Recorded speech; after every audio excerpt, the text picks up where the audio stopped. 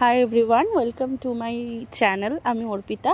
আজকে অনেক দিন বাদে একটা ছোট্ট ব্লগ নিয়ে এসেছি। আজকে আমি যাচ্ছি আইবুড়ো ভাত খেতে আমার মাসির বাড়িতে আর দিদির বাড়িতে। আমি পৌঁছে গিয়েছি। প্রথমে আমি দিদির বাড়িতে গিয়েছিলাম, পরের দিনকে মাসির বাড়ি।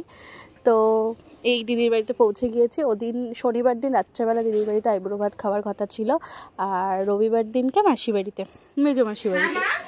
তো এই হচ্ছে আমি সন্ধ্যেবেলা পৌঁছেছি ওদের বাড়ি। সন্ধ্যেবেলার এখানে টিফিন স্ন্যাক্স রেডি হচ্ছে, ফ্রেঞ্চ ফ্রাইজ আর চিকেন নাগেটস। তো দিদি ফ্রেঞ্চ ফ্রাইজ বানাচ্ছে। ওকে দেখে তো আমি অবাক, ও এত কিছু অ্যারেঞ্জমেন্ট করে রেখেছে, মানে আমি সত্যি অবাক হয়ে গিয়েছিলাম। তো গিয়েই সাজুগুজু করে বসে পড়েছি খেতে। সবাইকে প্রণাম করে নিয়েছিলাম, বড়োদেরকে প্রণাম করে নিয়ে তারপরে খেতে বসেছি। তো এখানে হচ্ছে শুভদার সাথে প্রচুর ইয়ার্কি হয় আর কি, ওটা জামাইবাবু হয়, দিদির বর। তো তারপর এখানে খেতে বসেছিল। এত কিছু খাবার দাবার ছিল, সব ও আর ওর শাশুড়ি মিলে বানিয়েছে। ও জোগাড় করে দিয়েছে, শাশুড়ি রান্না করেছে। তো খাওয়া দাওয়া কমপ্লিট করেছি। খাওয়া দাওয়া কমপ্লিট করার পরে তারপরে এখানে দেখবে আমি একজনকে খাইয়ে দিচ্ছি। আমার মানে মাসির বাড়ির তরফ থেকে আমার বিয়ের পরে ওর পালা। আমি ওকে বলছি তুই খা, আমার পাত থেকে খেলে তো তাড়াতাড়ি বিয়ে হয়ে যাবে।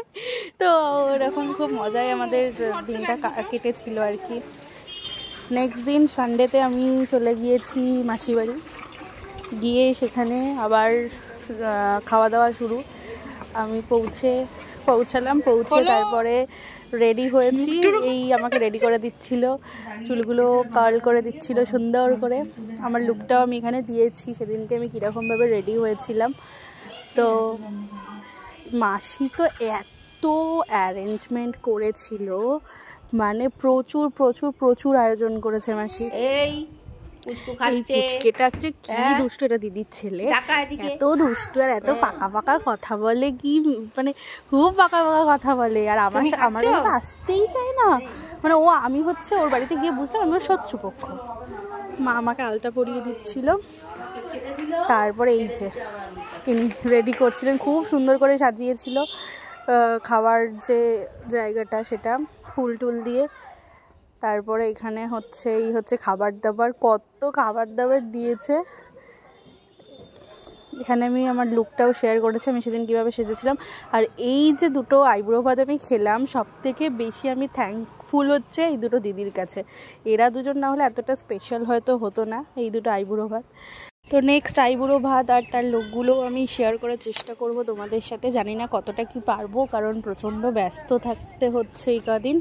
তো তাও চেষ্টা করব যাতে ছোট ছোট কিছু ভিডিও তোমাদের সাথে শেয়ার করতে পারি।